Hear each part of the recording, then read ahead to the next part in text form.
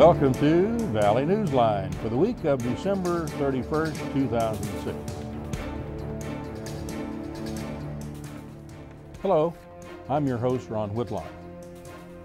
On the program today, Greg Grepper, who's with the Village of Westlake Board of Directors, Larry Pressler, Director of the Parks and Recreation Department for the City of McAllen, and Nedra Kinnerk, who's a member of McAllen's Park Board, Parks and Recreation Board in particular, President of Futuro McAllen, and also a member of the Foresight McAllen Update Committee, coming up in the last three segments of the program.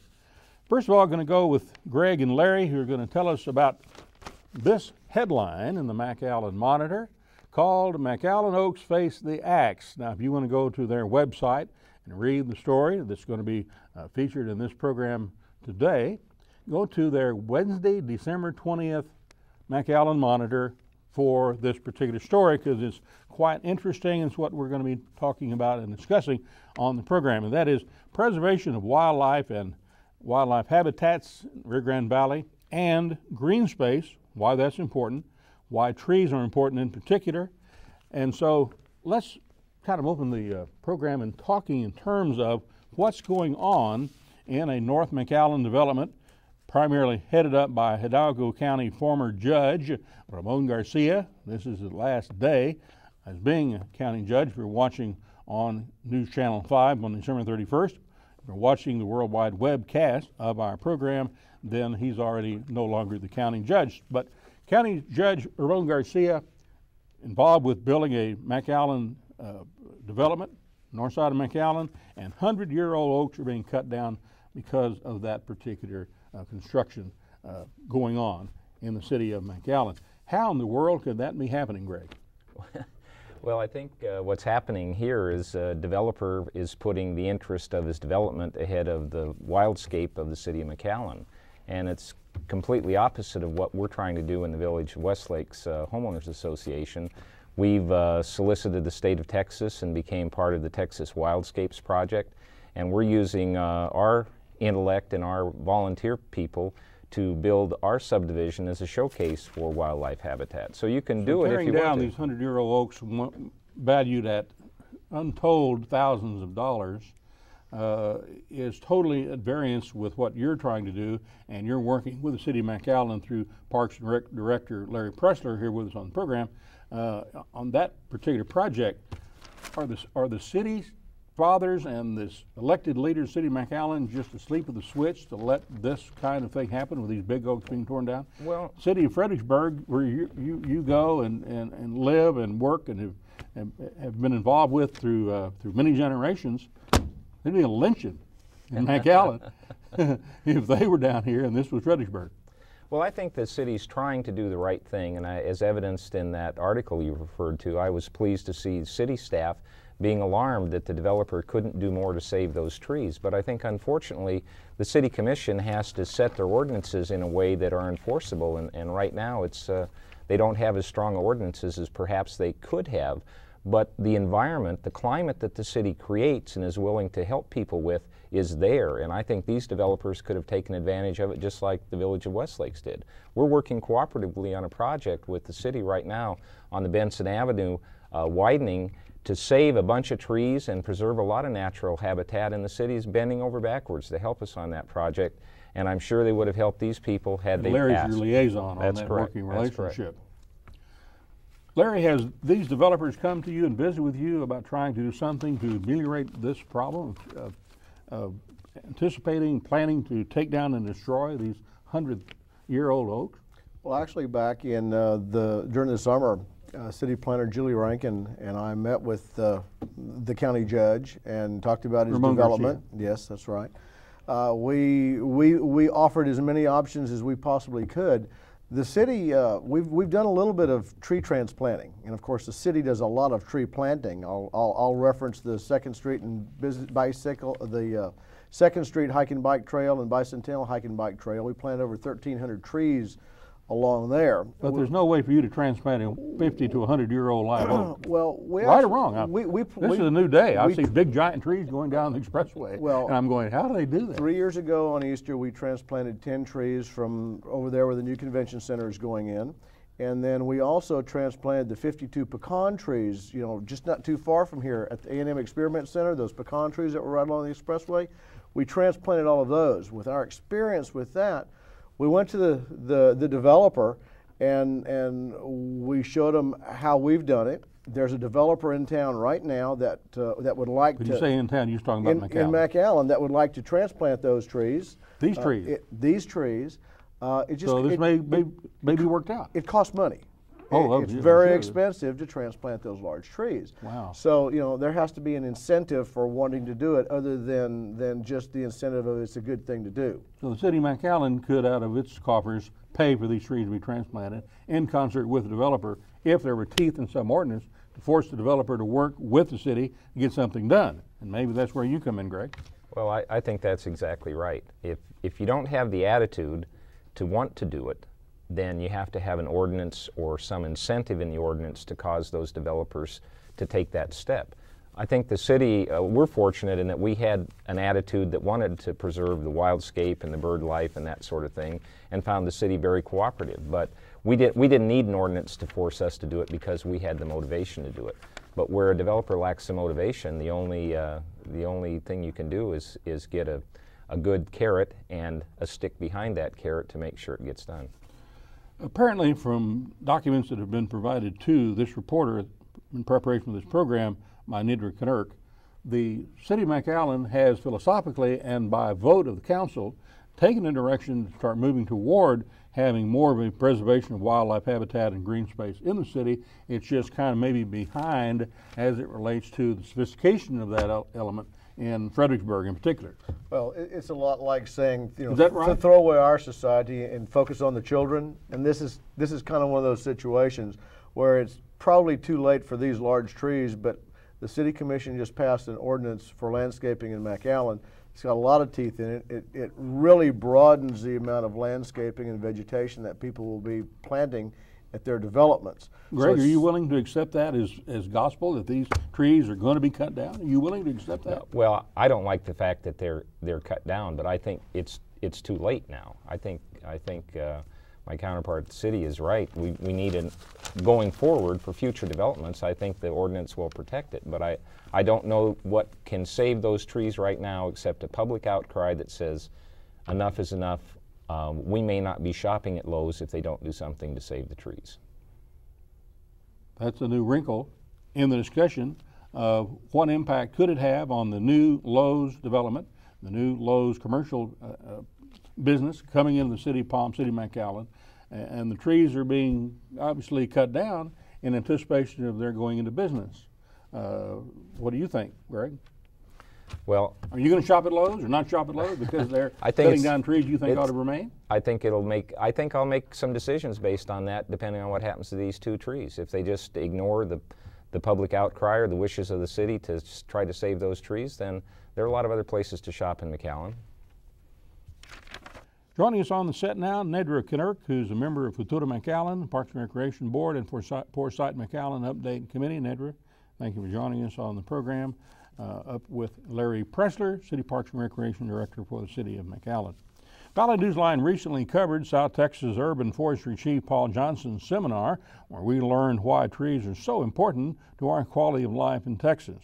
The larger the tree, the more valuable that tree is, the more that tree does for us.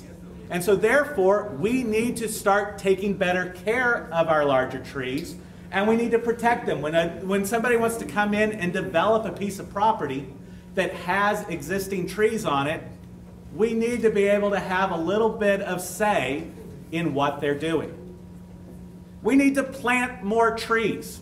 We need higher quality tree care. Tree care is a profession. I am a certified arborist. That means I have a certain amount of experience and a certain amount of education. But it is a profession, and we need to treat it like that, such. I mean, when you value our jobs in comparison to attorneys and doctors, CPAs, we typically in tree care industry don't make as much money as they do. But what we do is just as important as what they do. And we need to look at it as such, and we need to make it as such that people see that value so that people are willing to pay a little bit more to have the right person do the job. Learn how trees grow. There are so many of us that don't have any idea how that tree gets to be that big.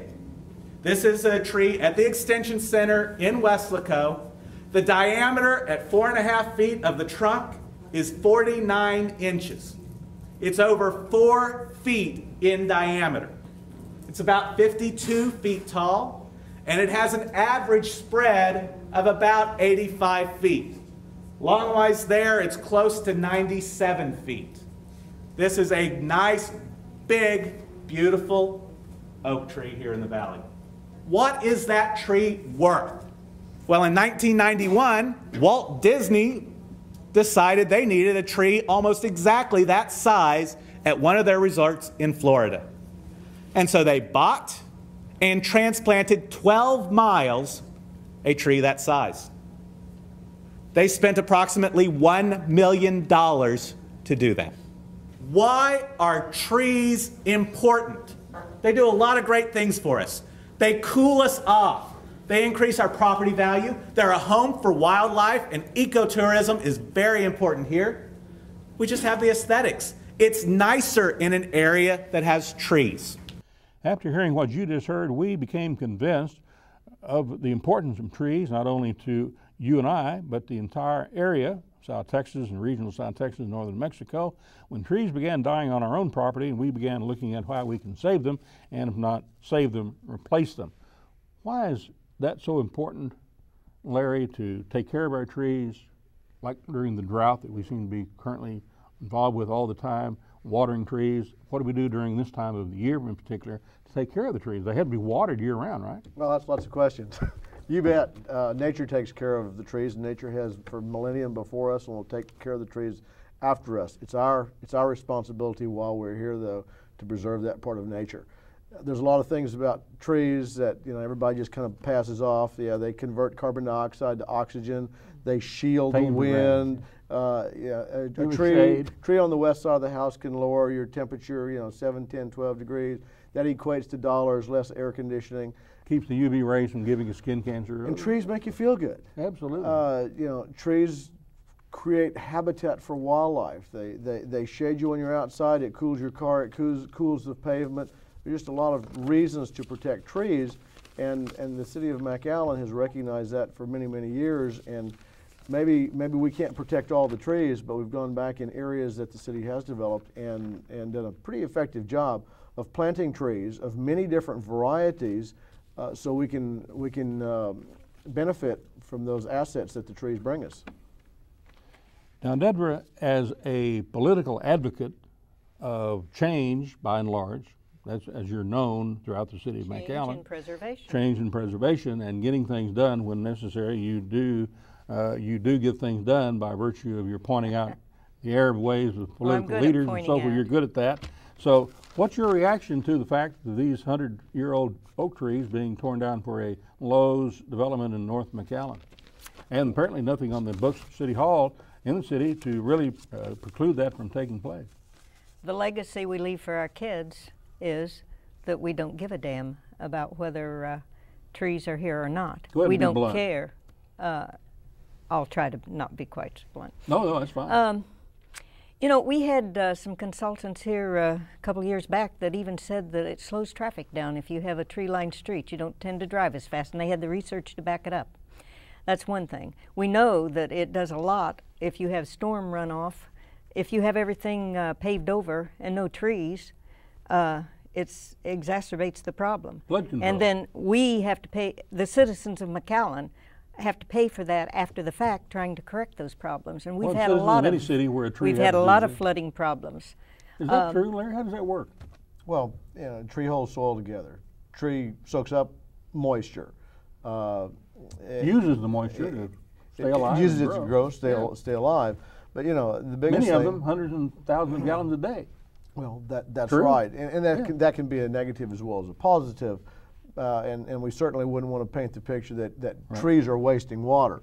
But the main thing is trees hold soil together. Trees cool the earth. trees cool streets and concrete parking lots. And the biggest thing that trees and vegetation does is converts carbon dioxide that comes out of automobile exhaust into oxygen. And they scrub our air. They block the wind, the dust that's blowing. It's collected in the leaves and it drops to the ground. Right. So there's many reasons that you can come up with to justify it, as well as many reasons as developments can come up to remove trees, to utilize property to develop land for commercial enterprise. So in other words, if you like to breathe, you want trees.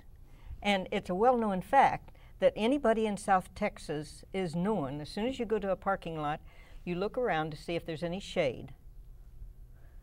They don't want people to be looking for shaded parking lots at Lowe's, evidently? Evidently not.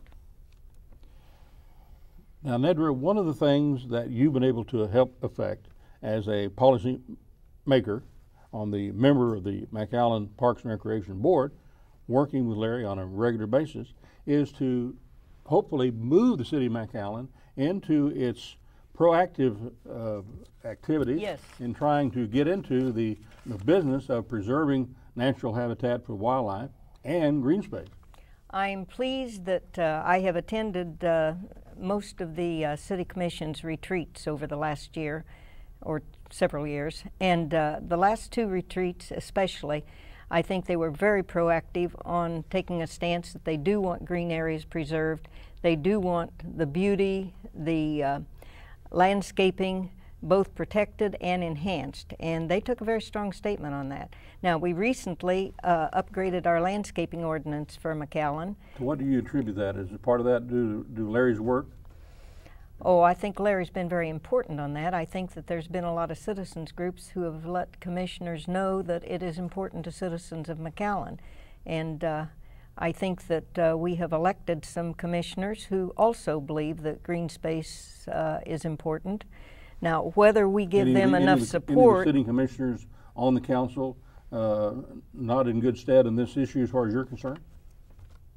I'm not unhappy at this point with the commissioners as a whole.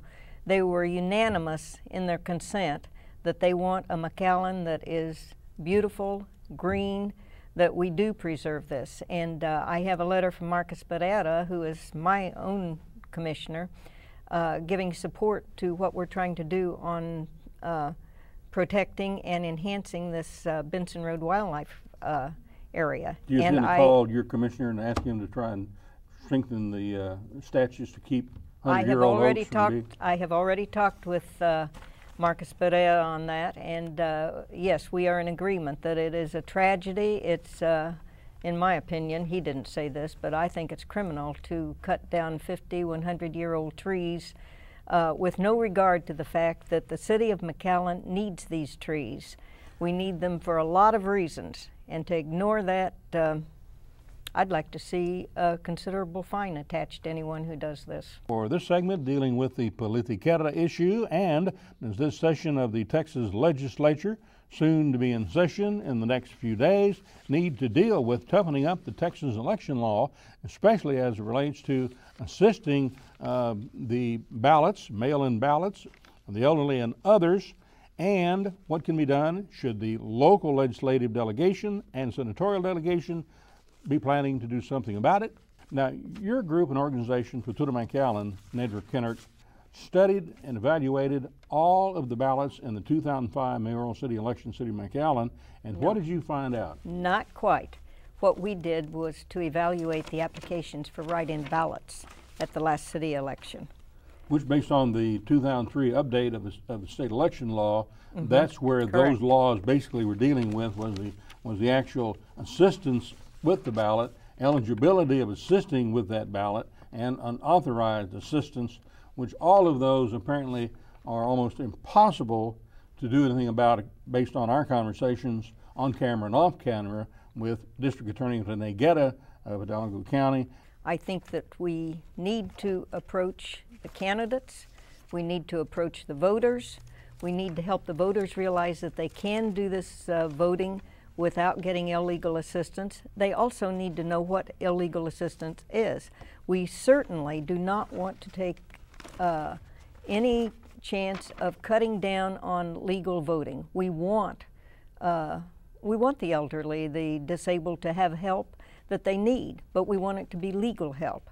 We do not want paid political operatives to vote brokers, to be coercing these people and intimidating them and telling them that they must vote this way or that, and that has been done in the past. Based on the information you provided through your lengthy study, you and your group, Fortuna McAllen, out of the 1,064 ballot applications, which ends up with the carrier envelope coming to the voter in order for her vote to be prepared, put in the envelope to be mailed back to, in this case, McAllen City Hall. Out of that, you're claiming 80% of those were potentially criminally tampered with or sold to a candidate. 80% of those, based on your figure. Well, we found that 776 of the ballot applications that we reviewed appeared to have been done with the same handwriting, the same person, in other words. We found that one ballot application might have 2, 3, and in one case I remember even 4 different styles of handwriting that were obviously different. And it clearly states on the ballot application that if you have assistance, the assistant must sign and give their address, and we would find those ballot applications where no one had signed.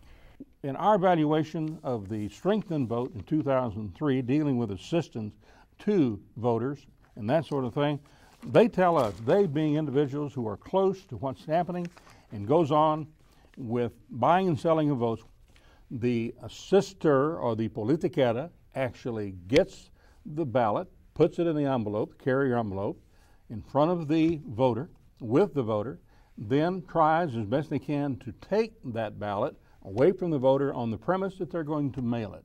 What happens is they take it away, they open that carrier envelope, take out the ballot, they change it in their own hand, they write in the name of the candidate who will be buying that vote, they then take it to the candidate buying the vote and give it to them. They see it there, they give them the $40, as we've been told, that's the going rate. So I've been told. That candidate then seals it, puts a stamp on it, and mails it, and that's how clean an operation it is, illegal buying and selling of votes. So what do you want to happen during this meeting of the Texas legislature to try and make this a criminal enterprise that is with teeth, that ends up with a felony as opposed to a misdemeanor? Well, I have talked with a few legislators who are interested in this. I will be talking with them further. I have talked with some potential candidates in the next city election. I have yet to... About declaring whether they intend to use politiquera or not? Yes. Now, in the last county election, there were 23 candidates who pledged not to use politiqueras. For coming and being with us on the program. Delighted. Happy New Year to you. I hope to see you again on it. Happy New Year to you as a viewer of our program. Till next time, adios.